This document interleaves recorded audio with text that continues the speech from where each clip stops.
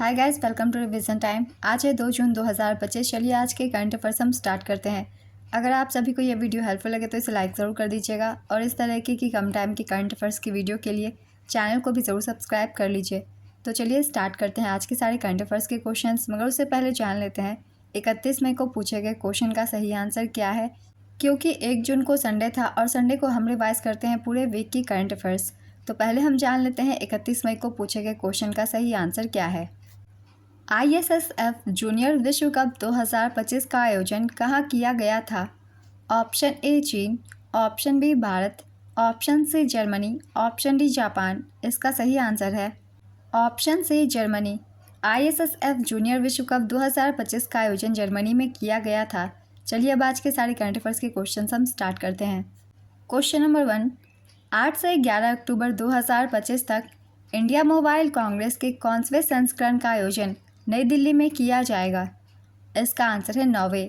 केंद्रीय संचार मंत्री ज्योतिरादित्य सिंधिया ने इंडिया मोबाइल कांग्रेस के 9वें संस्करण के आयोजन की घोषणा की। इसका आयोजन 8 से 11 अक्टूबर 2025 तक नई दिल्ली में किया जाएगा। इस वर्ष की थीम होगी इनोवेट टू ट्रांसफॉर्म।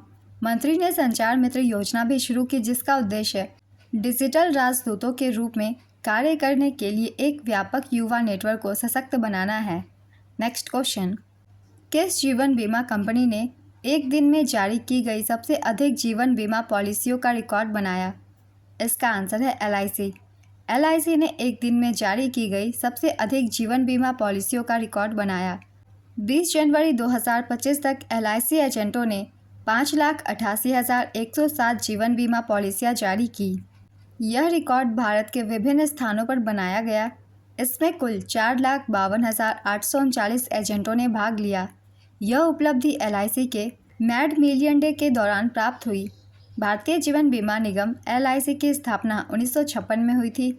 इसका मुख्यालय मुंबई में है और वर्तमान अध्यक्ष हैं सिद्धार्थ मोहंती। नेक्स्ट क्वेश्चन, भारतीय मूल की किस गायिका ने अमेरिकन म्यूजिक अवार्ड का खिताब जीता? इसका आंसर है रैपर राजा कुमारी।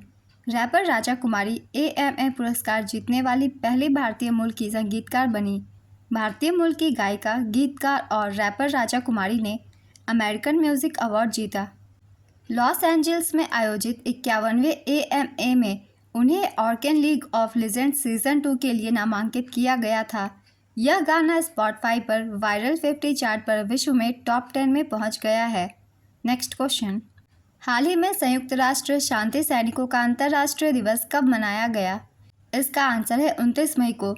ये दिवस अंतर्राष्ट्रीय शांति और सुरक्षा के प्रति सैनिकों के असाधारण योगदान का सम्मान करने के लिए मनाया जाता है। इस वर्ष की थीम थी the future of peacekeeping, शांति स्थापना का भविष्य। संयुक्त राष्ट्र शांति मिशन पहली बार मई 1948 में स्थापित किया गया था। नेक्स्ट क्वेश्चन, हाल ही में स्वदेशी भारत पूर्वानुमान प्रणाली को किसने लॉन्च किया है?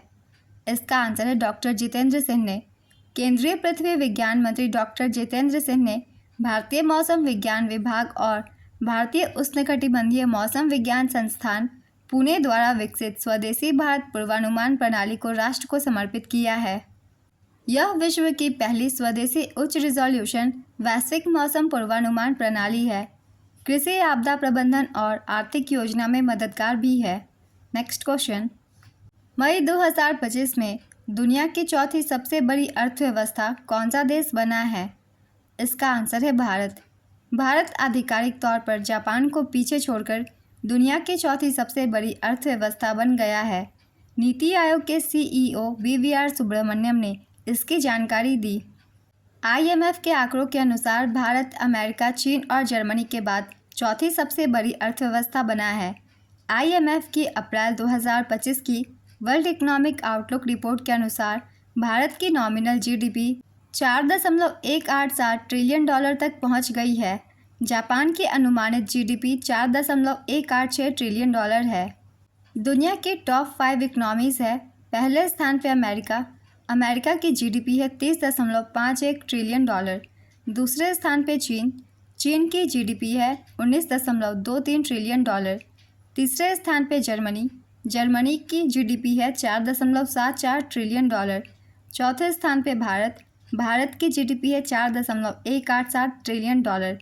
5वें स्थान पे है जापान। जापान की जीडीपी है $4.186 ट्रिलियन।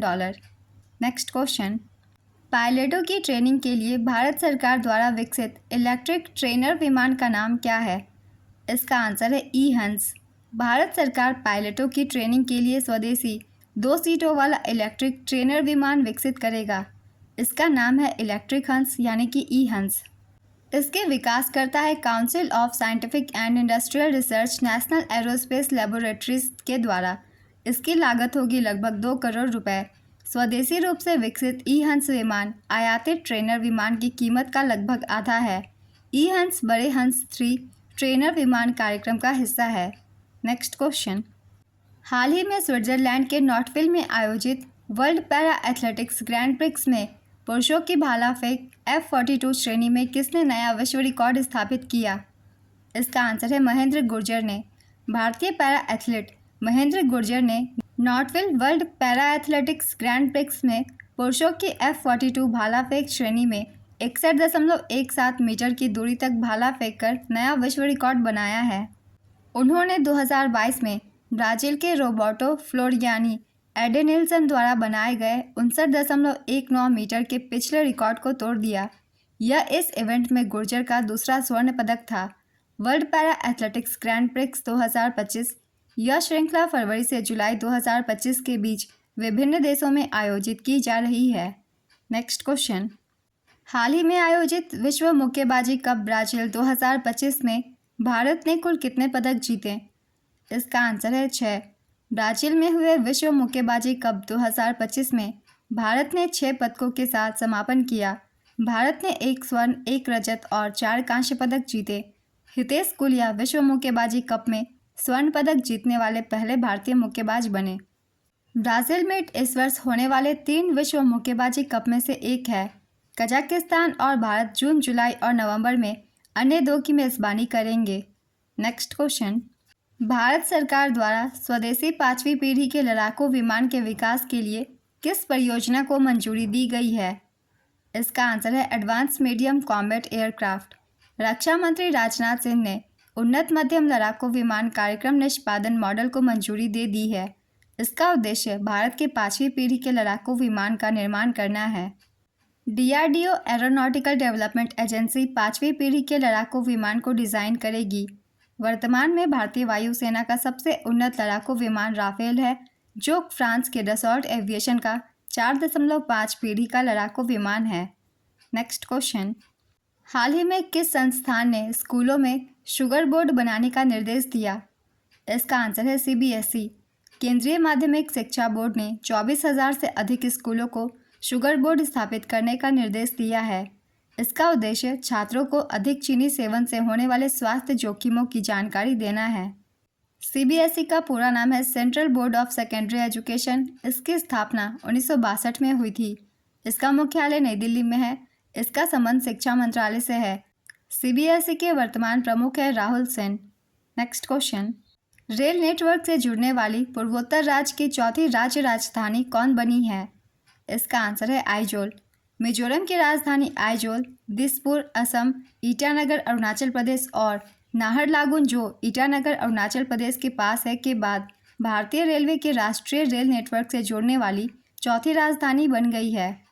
आइजोल को राष्ट्रीय रेल नेटवर्क से जोड़ने के लिए 5,021.45 करोड़ रुपए की 51.38 किलोमीटर लंबी बैराबी सौरांग रेल परियोजना शुरू की गई थी।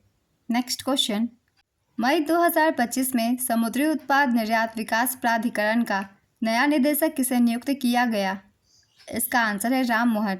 राम मोहन MK को समुद्री उत्पाद निर्यात विकास प्राधिकरण का नया निदेशक नियुक्त किया गया है।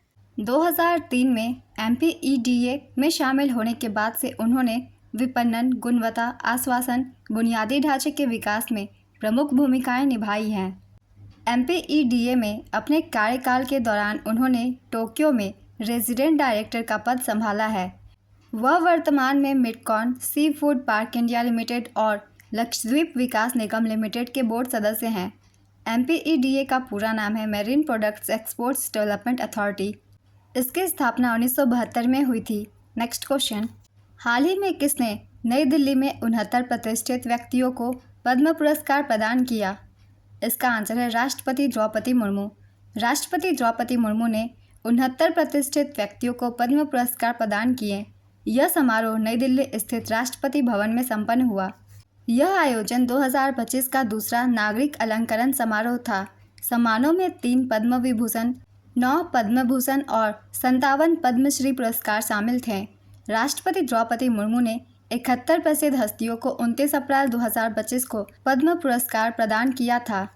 इस वर्ष पद्म पुरस्कारों के लिए कुल 139 नामों की घोषणा की गई है। इस सूची में 7 पद्म विभूषण, 19 पद्म भूषण और 113 पद्मश्री पुरस्कार शामिल है। आज के सारे करंट अफेयर्स के क्वेश्चंस कंप्लीट होते हैं। चलिए अब आज का क्वेश्चन देखते हैं क्या है। नीति आयोग के वर्तमान सीईओ कौन है? Option A Amit Shah, option B Arvind Panagariya, option C Bharat के PM, option D BVR Subrahmanyam. अपना आंसर गेस कीजिए या फिर कमेंट बॉक्स में दीजिए। अगर आप सभी को ये वीडियो हेल्पफुल लग रही हो तो इसे लाइक ज़रूर कर दीजिएगा और इस तरीके की कम टाइम की करंट अफेयर्स की वीडियो के लिए चैनल को भी ज़रूर सब्सक्राइब कर लीजिए। तो फिर मिलते हैं अगली वीडियो के साथ। आप सभी को थैंक यू।